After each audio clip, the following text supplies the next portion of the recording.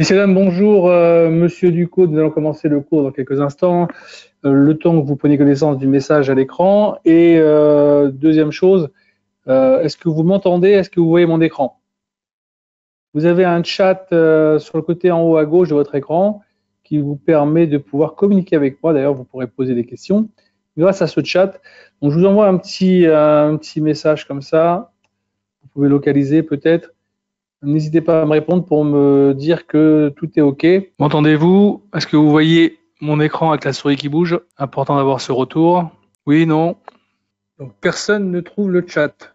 En haut à droite de votre écran, vous devriez avoir la possibilité de converser avec moi et d'envoyer des petits messages, même des questions surtout. Bon, avant que tout le monde puisse me répondre, j'espère que vous le ferez assez rapidement pour me dire que vous m'entendez, que vous voyez mon écran.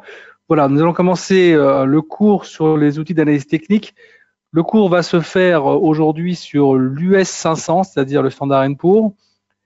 C'est un marché, un indice américain. On va se mettre ici en daily, c'est en bougie japonaise, et on va essayer d'interpréter ce cours, enfin ce produit, parce que je parle bien d'interprétation, ça reste pas quelque chose de sûr à 100%. L'analyse graphique vous donne une lecture du produit, pas une certitude. D'accord? Ça, c'est important de bien faire la différence. Ok, merci pour ton retour. Est-ce que si tu m'entends, est-ce que tu vois aussi l'écran? Si tu le vois, je pense que tout le monde le voit aussi. Ok, génial. Merci en tout cas d'avoir pris le temps de répondre. Alors, on va commencer. Tout d'abord, quand vous faites une étude graphique, la première des choses que vous devez mettre en place, c'est d'abord les trends, tendances, ok, et les résistances et les supports. À partir de là, une fois que vous avez fait ça, vous pouvez commencer à mettre sur votre graphique l'ensemble des instruments que vous avez envie de voir sur votre écran, avec lesquels vous vous sentez le plus à l'aise pour travailler. Il y en a que ça va être les moyennes mobiles, il y en a d'autres que ça sera les stochastiques, d'autres ça sera les RSI. Moi, je vais mettre un ensemble de produits qui, à mon sens, sont la base de l'analyse technique. Ensuite, tout ce qu'on peut rajouter comme Ishimoku et tout ça, ça sera à vous de voir si vous voulez les insérer dans votre graphique. Mais avant de les insérer, je vous conseille quand même de bien les étudier parce que c'est pas aussi évident que ça de se servir de Ishimoku et surtout d'en avoir une bonne lecture. Donc, on commence. On va ici sur les dessiner à canal équidistant. Une fois que j'ai cliqué dessus, j'ai sur ma souris deux petites barres parallèles. Je prends le point ici, le point O, et je vais dessiner maintenant. Vous voyez, je vais essayer de mettre en place le maximum de points. Alors là, vous voyez, c'est la pente. Il y a 3 carrés. Le maximum de points, on va dire, qui nous permettent d'avoir vraiment le couloir qu'il faut. Alors, vous voyez, si on en a un, peut-être le remonter un tout petit peu comme ça, voilà. Là, on en a 1, 2, 3, on va dire 4, 5 ici avec la petite sortie, mais on est vite rentré. Là, ici, on a cassé, on est vite rentré derrière. Et puis hop, là, on l'a cassé réellement.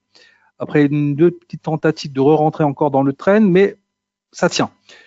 Là, maintenant, là où il y a un seul carré, c'est pour la parallèle. Alors, on va mettre comme ça, on va chercher le point bas ici, vous voyez, ce petit point bas, histoire d'avoir, voilà. Et là, vous avez le couloir, qui est un couloir baissier dans lequel nous étions. On l'a quitté et maintenant, nous sommes dans ce nouveau couloir. Alors, si on a un nouveau couloir, évidemment, nouveau trend. Alors, on y va. On peut faire ça comme ça, voilà. Évidemment, après, si vous avez envie de voir un peu plus clair, on va essayer de mettre juste, éviter l'excès, on va juste garder ici. Voilà. Si vous voulez voir un petit peu plus clair, vous avez la possibilité d'affiner. Ou vous ne prenez pas les excès, à ce moment-là, vous prenez ici le point qui est là. Voilà. Voilà. Et vous affinez un petit peu comme ça. Comme ça, vous puisque ce sont deux excès qui sont vite rentrés dans le grand. On ne va pas les prendre, on va les laisser comme ça. OK? Donc là, déjà, vous avez deux traînes qui vous donnent vraiment une lecture déjà intéressante. Donc, on voit bien que depuis qu'on a cassé le train baissier dans lequel nous étions, eh ben, force est de constater que pour le moment, on va grossir un peu le trait. On va grossir ici, voilà. On voit bien qu'on pourrait certainement avoir un objectif si on part du principe qu'à chaque fois qu'on est venu taper ici, on redescend, on tape ici, on descend, on pourrait venir taper là. Ah, l'objectif, ça serait d'aller chercher aux alentours des 4003. D'accord? Ce qui serait d'ailleurs, si vous regardez bien, ici,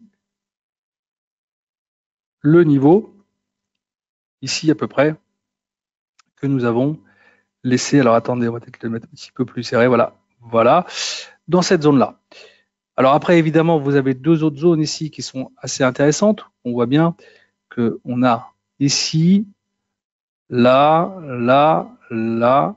Donc ça, dès qu'on aura cassé les 4002, si on arrive à les casser, évidemment, le prochain objectif, ça sera 4300, 4320.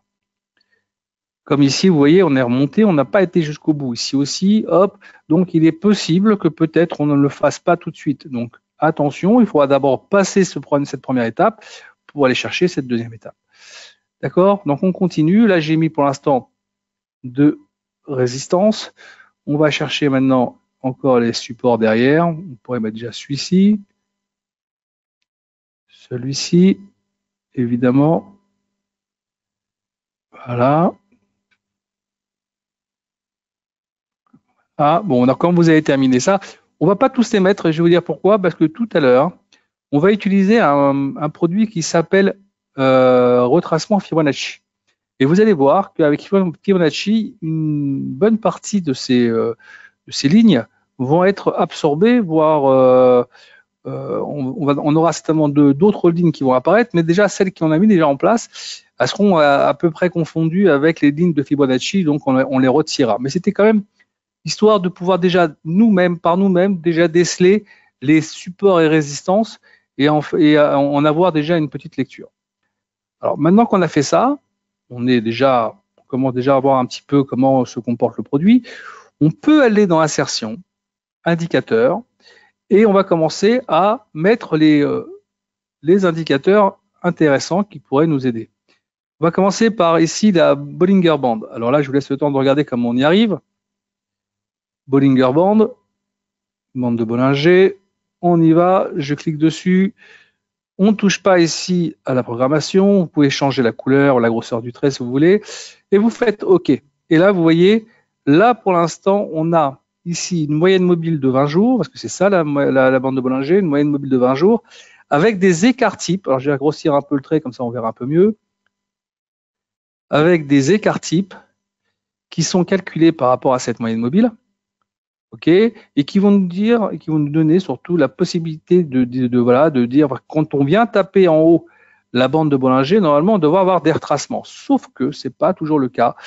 Ici vous voyez, on tape, on descend, ici on tape, on remonte, tape, on remonte. Là on a tapé, on est remonté, on tape, on remonte, tape, on remonte. Généralement c'est ce qui se passe. Et là vous voyez, depuis 3 séances, eh ben non seulement on tape, mais on continue de monter. Donc, il y a un enfoncement de la bande de Bollinger et un écartement de cette bande. Donc, évidemment, quand on voit un écartement de la bande de Bollinger, c'est une augmentation aussi de la volatilité. OK? Donc là, pour l'instant, j'ai ici, enfin, vous voyez ici, normalement, on devrait se dire à ce niveau-là, on tape sur la bande de Bollinger, on devrait avoir un retour. Pour l'instant, le retour ne se fait pas. Peut-être qu'il faudra attendre d'arriver ici pour avoir ce retour, parce que là, ici, ça sera quand même quelque chose d'assez solide. OK, au niveau des 42, il y a quand même fort à parier qu'on puisse peut-être freiner un peu et avoir des petits retours qui s'organisent. Donc maintenant, vous avez mis les bandes de Bollinger, vous allez retourner dans insertion, indicateur, oscillateur, et vous allez descendre sur RSI, Relative Strength Index. Voilà, tant que vous regardiez, hop, Je clique ici, touchez pas à la période, touchez pas à l'application, en close. Vous mettez ici la couleur que vous voulez, la grosseur du trait, hop, et vous faites OK, et ça va vous mettre directement sur votre graphique. Alors, qu'est-ce que c'est que les RSI? Alors, c'est quelque chose, c'est un produit extrêmement intéressant, et je dirais même extrêmement important. Vous allez voir, vous allez comprendre pourquoi.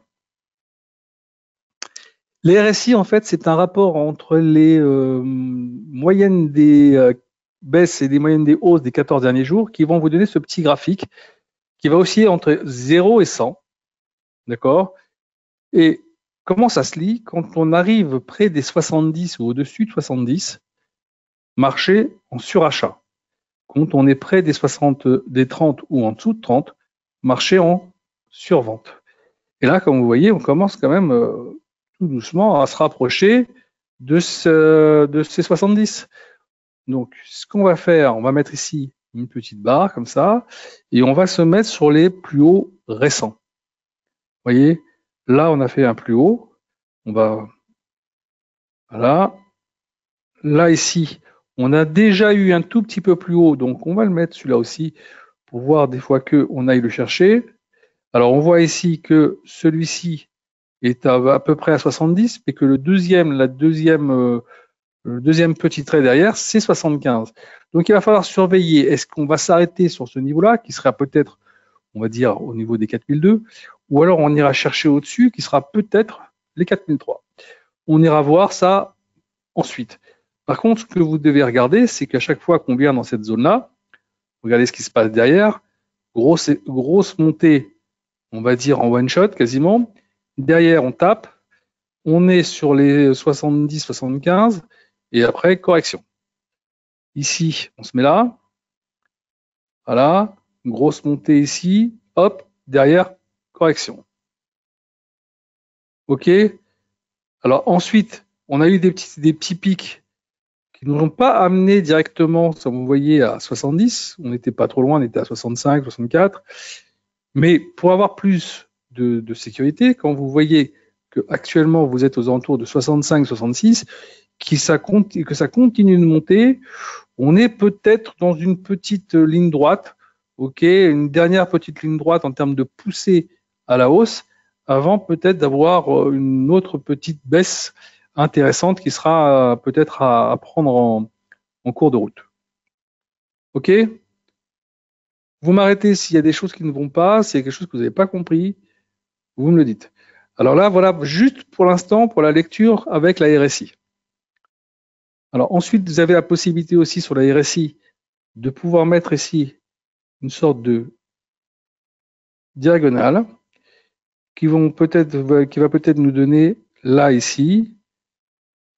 Voilà, si par hasard on venait à repasser en dessous de cette diagonale, peut-être que ça sera le signe d'un retournement du marché et qu'on aura peut-être atteint déjà le point haut. Donc ça sera à surveiller. OK, jusqu'à présent, je continue, je retourne dans insertion, indicateur, oscillateur, et je vais dans MACD. Là, je clique sur MACD. Vous pouvez mettre les couleurs ici, les grosseurs de traits, ce que vous voulez. Hop. Et vous allez avoir les MACD qui vont venir se mettre sur votre graphique.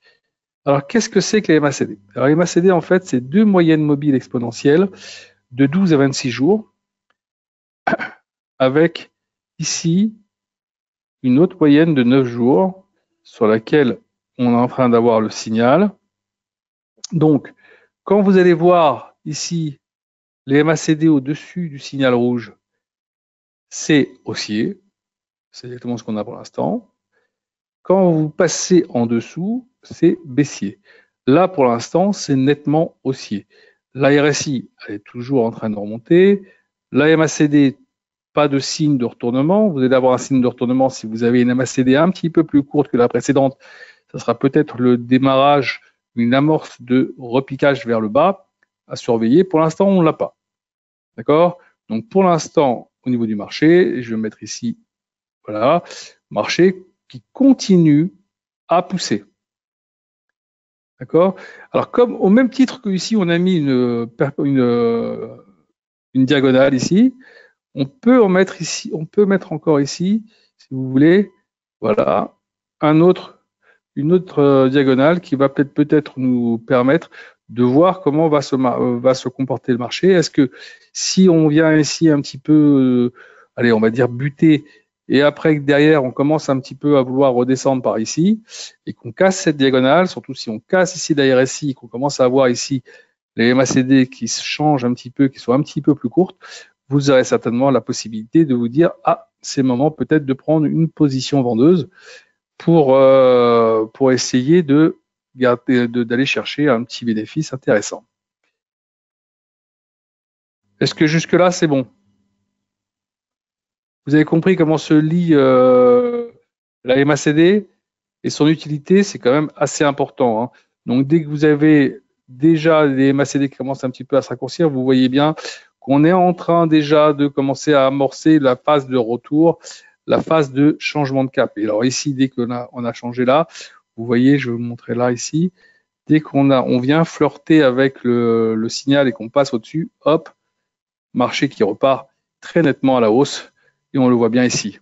Comme ici, hop, voilà. Ici encore, peut-être que vous n'avez pas encore le signal exact pour pouvoir monter, pour rentrer dedans. Mais alors ici, dès que vous avez ici là, cette MACD qui commence à remonter au-dessus du signal, vous pouvez y aller. Vous voyez derrière, même si c'est pas dans la journée, derrière, vous avez quand même un beau trend qui vous amène chercher des bons résultats. Ok, je continue. Insertion, indicateur, oscillateur, stochastique oscillateur. Même chose, on ne touche pas à tout ça, on fait juste OK, et là vous allez avoir la stochastique qui va venir se mettre en place. Alors qu'est-ce que c'est que la stochastique? La stochastique, c'est en fait à la base pas un produit qui a été fait pour la bourse, ni pour interpréter quoi que ce soit au niveau des graphiques. C'était un produit qui a été mis en place pour la répartition du hasard. Maintenant, un certain George Lane l'a appliqué sur IBM et depuis l'ensemble, une grande partie en tout cas des traders l'utilisent pour pouvoir lire les marchés. Et on va voir comment ça se lit. Un peu comme les MACD, vous avez ici la stochastique et vous avez le signal. Tant qu'on est au-dessus, c'est haussier. Dès qu'on casse, comme ici, et que on passe, et quand ça, vous voyez, ça s'écarte, là, ça commence à devenir baissier. Là, pour l'instant, on est toujours, on va dire, en haut. Ça casse pas encore, ça se superpose. Donc, pour l'instant, ça continue à tirer. Ça continue à tirer vers le haut. On verra un peu jusqu'où on pourrait aller. Mais pour l'instant, encore une fois, je n'ai pas de signal à la baisse. Je n'ai pas de signal à la baisse. Que les choses soient claires. Alors n'oubliez pas quand même, et ça c'est important, qu'à la fin de la semaine, on va avoir le chômage américain qui pourrait peut-être changer la donne. Vous avez le chômage américain, vous avez évidemment pas mal de chiffres qui vont tomber toute cette semaine sur les PMI, services manufacturiers. Déjà ce matin, on en a eu.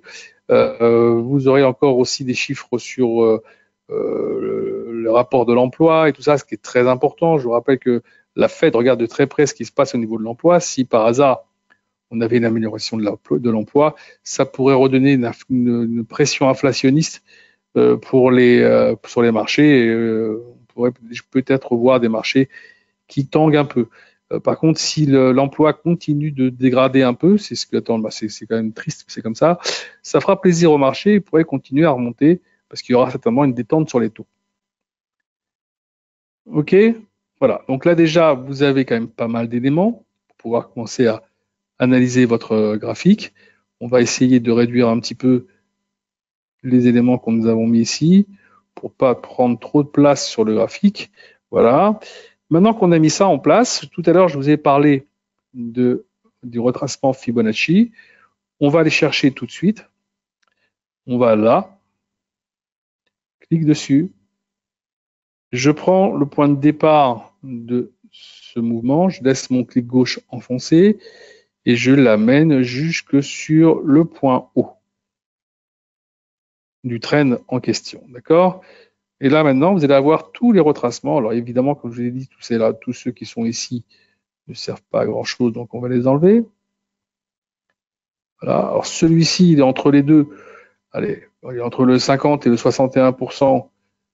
Euh, on peut le laisser, mais c'est comme c'est entre les deux. Allez, on va dire que on va le laisser. On va le laisser, ça peut toujours servir. Et là, vous avez évidemment le point au-dessus qu'on va laisser également parce qu'il est assez intéressant. C'est le point haut qui est juste derrière. Donc là, maintenant, vous avez en lecture tous les retracements possibles Fibonacci. Donc, attendez, pardon. Hop. Voilà. OK.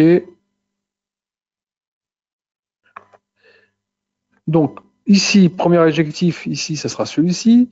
Derrière, certainement, ici, au niveau des 4003, on pourra dire qu'on aura atteint notre objectif. Maintenant, il y a quelque chose que beaucoup utilisent, et peut-être que vous avez entendu parler, c'est les moyennes mobiles. Alors, je vais les insérer pour que vous puissiez les voir. Vous allez dans Insertion, Indicateur, Trend, Moving Average. Alors, il y en a 3 qui sont vraiment bien regardés. C'est la 50 jours. Voilà, on est au-dessus de la 50 jours, on le voit bien. Je vais grossir un peu, ça vous le verrez mieux. On est au-dessus de la 50 jours. Vous voyez, c'était on va dire un truc à passer. Dès qu'on l'a passé, accélération à la hausse. Donc, vous voyez, c'était important. Maintenant, ici, on va chercher la deuxième, c'est la 100 jours, évidemment. On va lui changer la couleur. On va lui mettre un beau bleu. Celle-ci aussi, on l'a passée, évidemment, vous voyez, c'est depuis le début de la première hausse, la première vague de hausse. 1, 2, 3, 4. Dès qu'on est passé au-dessus de la 100 jours, regardez un peu l'accélération. Puis après, alors, dès qu'on a passé la 50, c'est comme si on avait passé la troisième. Hein. Et évidemment, maintenant, la dernière, c'est la 200 jours. Celle-ci, pour avoir une meilleure lecture, moyen terme, on y va. 200 jours. On va y trouver une petite... ouais, ça, c'est pas mal. Et voilà. Donc, les 3 moyennes mobiles, on les a passées. Eh bien, la 200 jours, la 100 jours, la 50 jours, et on accélère. D'accord? Donc, on s'aperçoit qu'à chaque fois qu'on l'a passé ces 3-là, comme on l'a fait ici, derrière, on a plutôt tendance, une fois qu'on a atteint notre objectif, à venir tout doucement revenir coller un peu sur ces moyennes-là. Donc, une fois qu'on les a passées, derrière, vous voyez, on a tendance à revenir dessus. On va voir ce qui va se passer. On verra. Pour l'instant, on n'a pas encore fini notre hausse, donc il faudra attendre. Quand vous avez terminé tout ça, je vous demanderai de l'enregistrer, votre graphique, pour ne pas avoir à le faire à chaque fois. Vous allez ici dans Modèle, enregistrer le modèle. Voilà. Ici, vous marquez US 500 ou Standard & Poor's. Vous le sauvez et vous allez avoir ici dans votre lexique qui va se rajouter. Maintenant, à chaque fois que vous allez rajouter un graphique que vous aurez sauvé, vous aurez des petits onglets qui vont se mettre ici et vous n'aurez plus à chaque fois à les faire. Et ça, c'est important. Et donc, vous pourrez suivre tous les produits qui vous intéressent, que ce soit le gold, que ce soit le pétrole, que ce soit les indices, que ce soit l'euro-dollar. Vous aurez la possibilité de pouvoir les suivre à chaque fois sans avoir à refaire tout ce qu'on vient de faire aujourd'hui. Pas de questions? Allez-y, je vous en prie, si vous avez des questions, c'est le moment. En haut à droite de votre écran, pour poser des questions. S'il y a quelque chose que vous n'avez pas saisi ou quelque chose que vous voulez me parler d'un produit ou de quelque chose, n'hésitez pas. Non? Plutôt clair? Plutôt intéressant? Si vous avez des envies de webinaires sur lesquels vous voulez qu'on puisse un petit peu parler et essayer de débattre ensemble pour vous présenter, n'hésitez pas à demander à vos responsables de compte, ok, voilà, j'aimerais voir tel webinaire pour pouvoir avancer sur tel produit ou telle façon de travailler ou, eh ben, écoutez, avec plaisir, on mettrait ça en place. J'attends vos propositions. À bientôt. Passez une bonne journée. Au revoir.